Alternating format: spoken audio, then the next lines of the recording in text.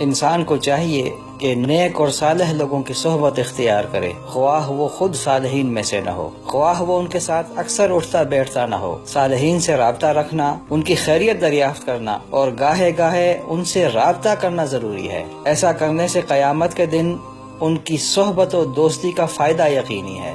امام حسن بصری رحمۃ اللہ علیہ سے پوچھا گیا کہ اللہ تعالیٰ کے اس ارشاد کا کیا مطلب ہے جس میں فرمایا گیا فما لنا من شافعین ولا صدیق حمیم، نہ اب ہمارا کوئی سفارشی ہے نہ کوئی جگری دوست۔ یہ سورہ شعراء کی آیت نمبر 100 اور 101 ہے۔ تو امام حسن بصری رحمۃ اللہ علیہ نے کہا ایسا قیامت کے دن ہوگا جب اہل جنت جنت میں داخل ہوں گے اور اہل جہنم جہنم میں داخل کیے جائیں گے، تو اللہ تعالیٰ اہل جہنم میں سے کسی کی سفارش منظور کرنا چاہے گا تو اہل جنت میں سے کسی کے دل میں اس کا خیال ڈالے گا۔ اہل جنت آدمی اللہ تعالیٰ سے کہے گا اے رب میرا فلاں دوست کہاں ہے، وہ مجھے جنت میں کہیں نظر نہیں آیا، تو اسے کہا جائے گا تمہارا دوست تو جہنم میں ہے۔ تو وہ اللہ تعالیٰ سے عرض کرے گا اے رب اس کے بغیر جنتوں کی نعمتیں ادھوری سی ہیں، جنت کا کیا مزہ اگر میرا فلاں دوست میرے ساتھ جنت میں نہ ہو۔ بس اللہ تعالیٰ حکم دے گا اس کے دوست کو جہنم سے نکال کر جنت میں داخل کیا جائے۔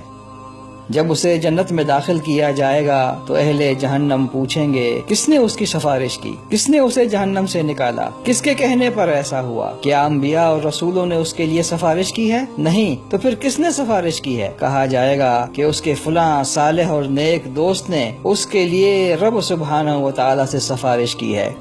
تو اہل جہنم چیخ اٹھیں گے اور کہیں گے فما لنا من شافعین ولا صدیق حمیم، نہ اب ہمارا کوئی سفارشی ہے نہ کوئی جگری دوست۔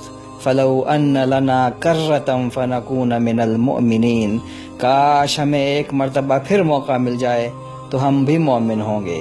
کاش ہم دوبارہ دنیا میں جائیں تو کم از کم چند نیک و صالح لوگوں کو اپنا دوست بنا لیں۔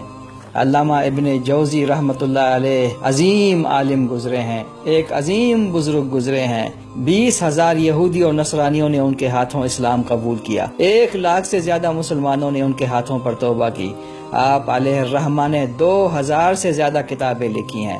اپنے شاگردوں سے کہا کرتے تھے جب تم جنت میں داخل ہو اور مجھے وہاں نہ پاؤ تو رب سبحانہ و تعالی سے میرے بارے میں دریافت کرنا اور کہنا تیرا فلاں بندہ ہمیں تیری یاد دلاتا تھا۔ پھر آپ اس قدر روتے کہ آپ پر غشی طاری ہو جاتی تھی۔